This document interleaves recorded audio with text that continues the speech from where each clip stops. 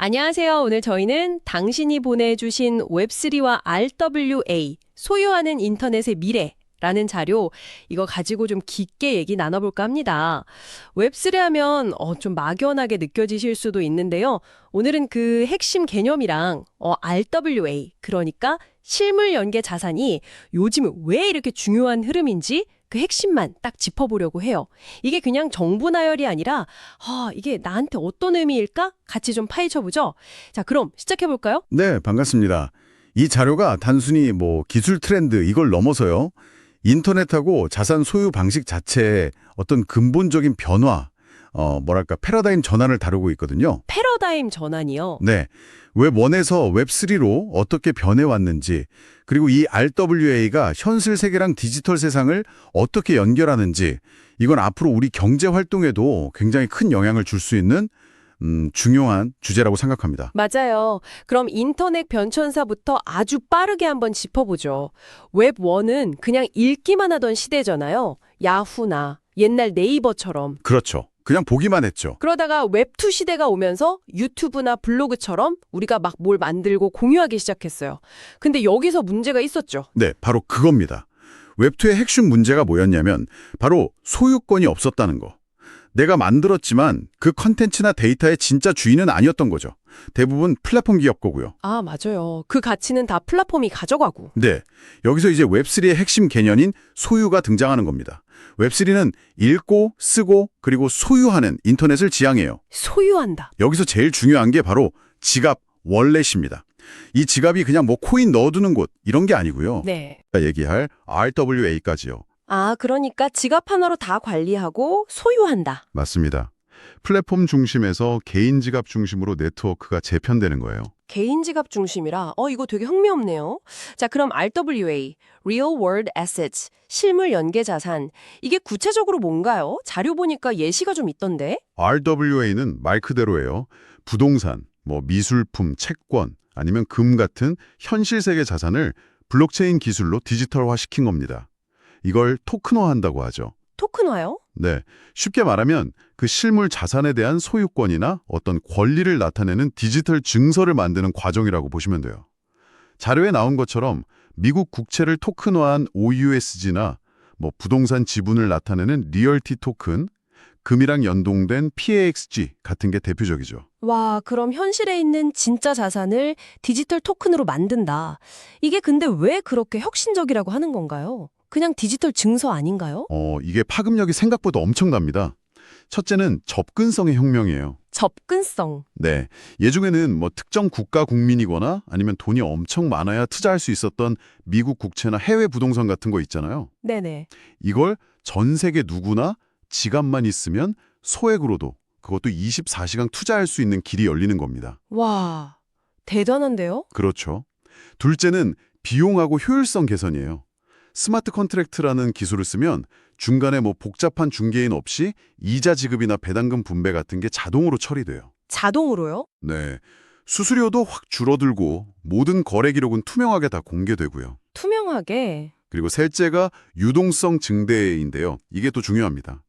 과거에는 팔고 싶어도 쉽게 현금화하기 어려웠던 자산들, 예를 들면 미술품 한 점이라든지 부동산 지분 같은 거요. 아, 맞아요. 팔기 힘들죠. 네, 이런 걸 아주 잘게 쪼개서 주식처럼 실시간으로 사고 팔 수 있게 되는 거예요. 이게 잠재적으로 정말 어마어마한 규모의 시장이 새로 열릴 수도 있다는 거죠. 수조 달러 규모 이야기도 나오고요. 이야, 듣기만 해도 엄청난 변화인데요. 근데 분명히 현실적인 문제나 장벽 같은 것도 있겠죠. 자료에서도 법적인 문제나 신뢰 문제 같은 걸 언급하던데요. 특히 그 오프체인 리스크라는 건 뭔가요? 네, 아주 중요한 지적이세요. 당연히 과제들이 있습니다. RWA 토큰이 증권으로 분류될 가능성도 있고 그러면 규제가 상당히 복잡해지죠. 국가마다 법도 다르고요. 아, 복잡하겠네요. 그리고 말씀하신 오프체인 리스크. 이건 블록체인 바깥, 그러니까 현실 세계에 그 자산 자체에 문제가 생길 위험을 말해요. 예를 들어서 토큰으로 만든 건물이 실제로 불이 나거나 아니면 법적 분쟁에 휘말린다거나 하면 아, 그럼 그 토큰 가치도 떨어지겠네요. 그렇죠. 그 디지털 토큰의 가치도 당연히 영향을 받게 되죠. 그리고 또 이 토큰이 진짜 그 실물 자산을 제대로 나타내는 건지 이걸 어떻게 믿고 검증할 거냐 하는 신뢰 구축 문제도 필수적이고요. 그런 문제들이 있으면 RWA가 진짜로 이렇게 확산될 수 있을까요? 근데 여기서 또 흥미로운 점이 뭐냐면요. JP 모건이나 블랙록 같은 정말 거대한 전통 금융사들 있잖아요. 네, 알죠. 이런 곳들이랑 또 메이커다오 같은 웹3 네이티브 프로젝트들이 이미 이런 문제들을 해결하려고 굉장히 적극적으로 움직이고 있다는 거예요. 규제 안에서 방법을 찾고 실물 자산 검증 시스템 같은 걸 만들고 있고요. 아, 거대 기업들도 움직인다. 네, 이게 뭘 보여주냐면 전통금융이랑 웹3가 그냥 뭐 서로 싸우고 대립하는 게 아니라 서로의 장점을 이렇게 흡수하면서 융합하는 약간 웹 2.5 같은 시대로 가고 있다는 강력한 신호로 볼 수 있다는 거죠. 웹 2.5요? 재밌는 표현이네요. 여기서 이제 질문은 그거겠죠. 과연 기존 시스템이 이 변화의 속도를 따라잡을 수 있을까 하는 점이요. 그렇군요. 정리해보면 우리가 정보를 그냥 읽기만 하던 시대를 지나서 컨텐츠를 막 만들었지만 사실 내 건 아니었던 시대를 거쳐서 이제는 디지털 자산을 내가 직접 소유하는 웹3 시대로 가고 있다. 그리고 이 RWA가 현실 세계의 가치를 이 새로운 디지털 경제로 가져오는 아주 중요한 다리 역할을 한다. 뭐 이렇게 볼 수 있겠네요. 정확합니다. 웹3는 단순한 기술 변화가 아니에요.